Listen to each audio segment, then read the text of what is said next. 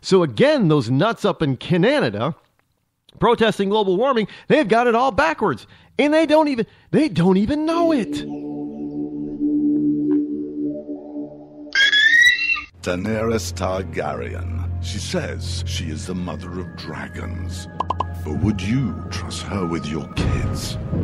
Her father was a maniac. She palled around with Dothraki terrorists. She asked the city of Karth for a government bailout. Then she lost 3 baby dragons after placing them in an unlocked wooden box. An unlocked wooden box. This Khaleesi wants to be queen of the 7 kingdoms, but can she be trusted? Daenerys Targaryen. Wrong for dragons. Wrong for the realm. Paid for by the Committee to Protect Dragons.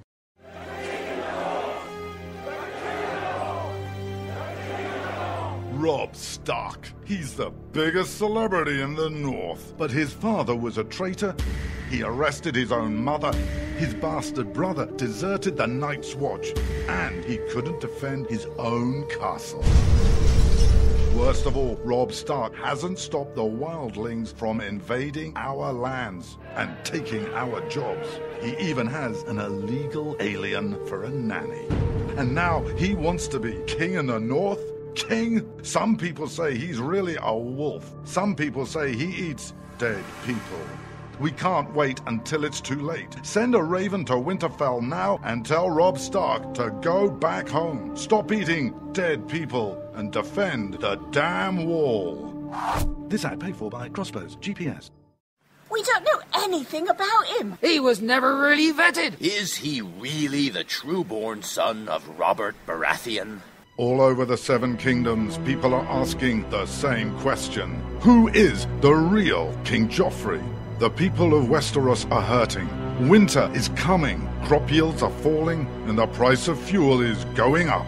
The cost of peat moss is through the thatched roof. And this young and inexperienced king takes advice from a whoremongering imp and has launched an illegal war in the north. What is King Joffrey hiding? This is not our kind of family values.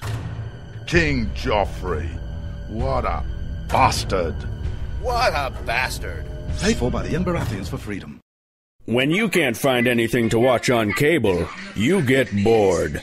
When you get bored, you listen to radio cooking shows. When you listen to radio cooking shows, you invite a friend over for dinner. When you invite a friend over for dinner, you use twice as many beans. When you use twice as many beans, you expel deadly farts that kill your friend's dog. When you kill your friend's dog, your friend becomes unstable. When your friend becomes unstable, you're sued for everything you're worth. When you're sued for everything you're worth, you're thrown to the streets. When you're thrown to the streets, you devote your life to world domination. When you devote your life to world domination, you become an evil fascist overlord. When you become an evil fascist overlord, old friends plot their revenge. When old friends plot their revenge, you are shot in the back of the head. And when you're shot in the back of the head, you miss your jazzercise appointment. Don't miss your jazzercise appointment. Upgrade to Indirect TV. Go online or call 1-800-DIRECT-TV.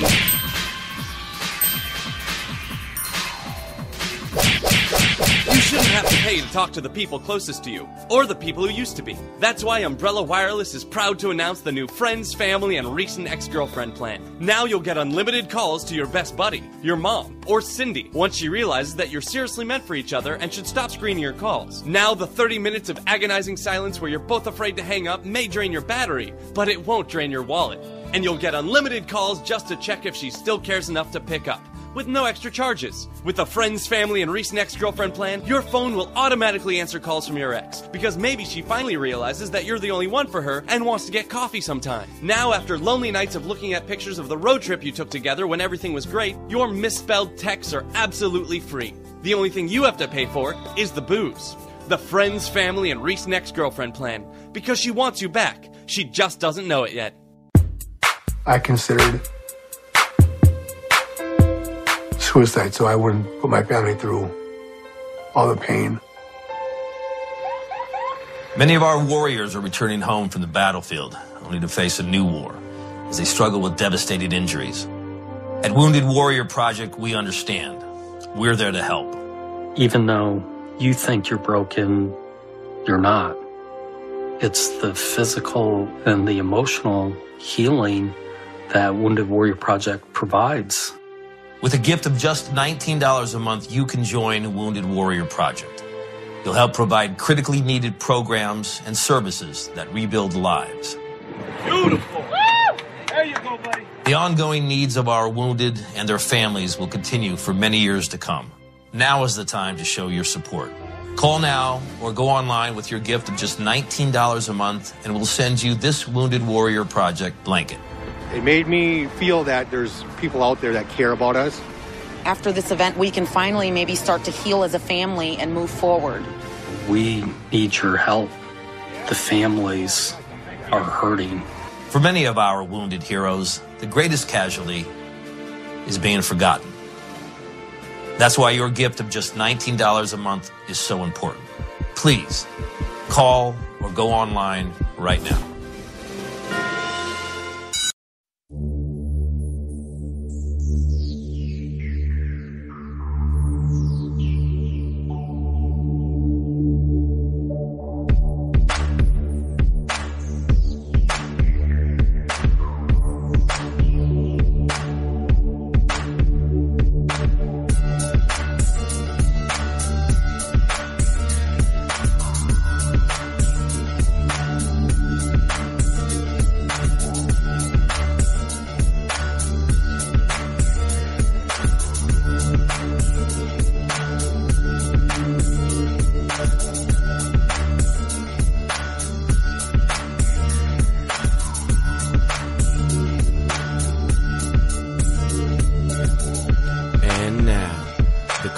Most politically incorrect black man on the planet, Rod Eccles.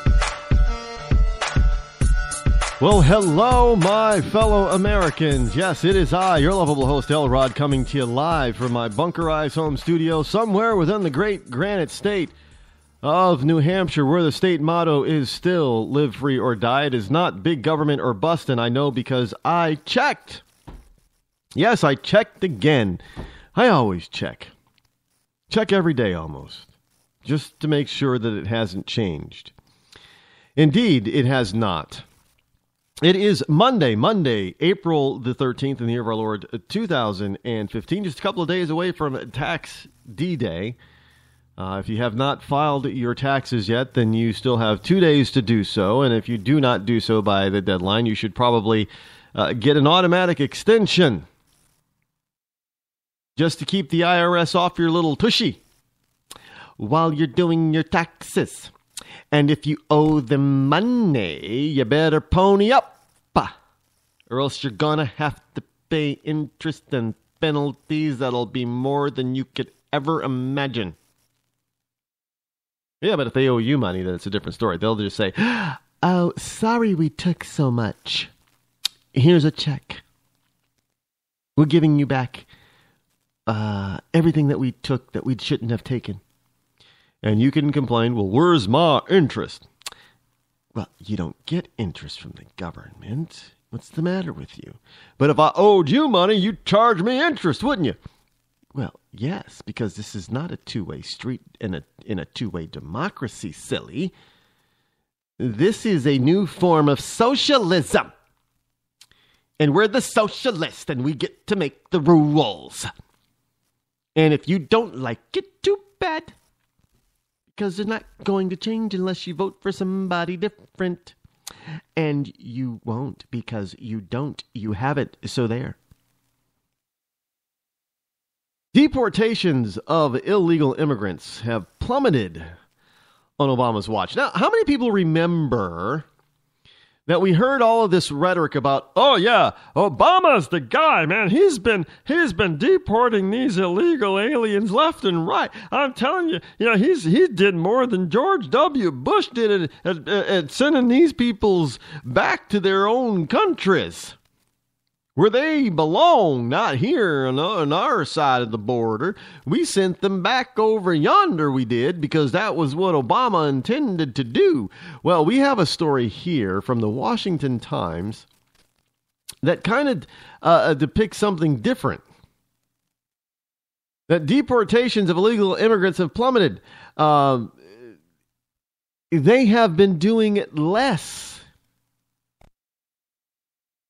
They have been doing less than George W. Bush did, not more. See, it was one of those things that, look, you got to understand that there's no why would you be deporting people if you intended to give them amnesty to stay? Can somebody answer that question? I mean, why would you fight so hard, as Obama says that they have been, but you're actually fighting to give them amnesty, and that amnesty will allow them to stay? Why would you fight so hard to get illegal immigrants to be able to stay if you were just going to be part of kicking them out and getting rid of them? Well, of course not. Of course Obama wasn't big and keen on getting rid of them and sending them back from whence they came.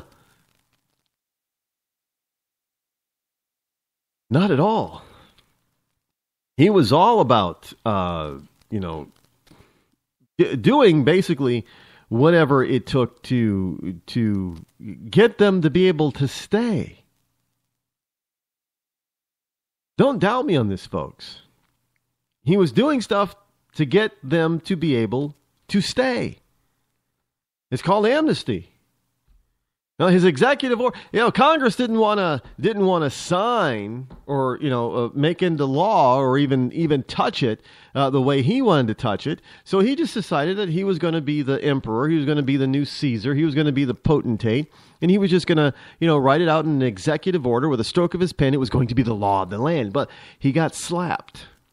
He got his hand slapped and his face slapped, and a federal judge said, "Oh, hold on there, partner.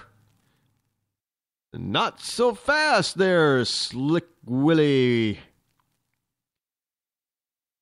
I hear your name is Six Gun Obama. Or is that Six Gun Hussein? Well, let me tell you, Six Gun Hussein, you're going to lose this gun battle because I've got myself a 7-shooter. And I can outshoot you. And that 7th bullet, well, that just happens to be the biggest, baddest, boldest bullet of them all. It's called the Constitution. And let me tell you something. You can't outshoot the Constitution because the Constitution is the biggest, baddest bullet you can ever have in your gun.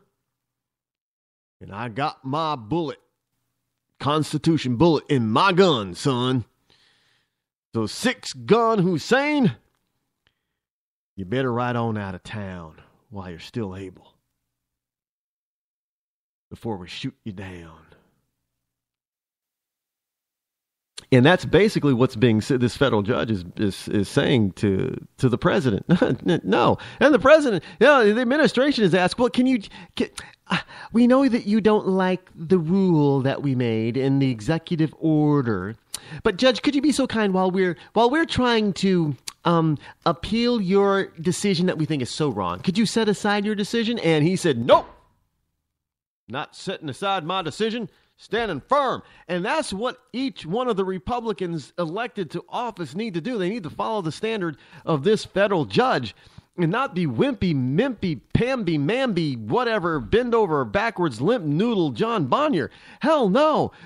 Grow a spine. Stand up straight and recite the Constitution if you have to on the floor. I would like to see every Republican, before they get up and speak, when they get up and speak on the floor of the Senate or floor of the House or the floor of a combined session, is to recite their favorite line in the Constitution. I don't care what your favorite line is. It doesn't matter to me. It doesn't really matter. I mean, you could recite the preamble. You could recite, the very last sentence if you want. I don't care. Just recite every day. Just recite your favorite, sentence or paragraph of the Constitution. Let me tell you something. If our leaders did that, if they did that, we'd get a lot less of this crap.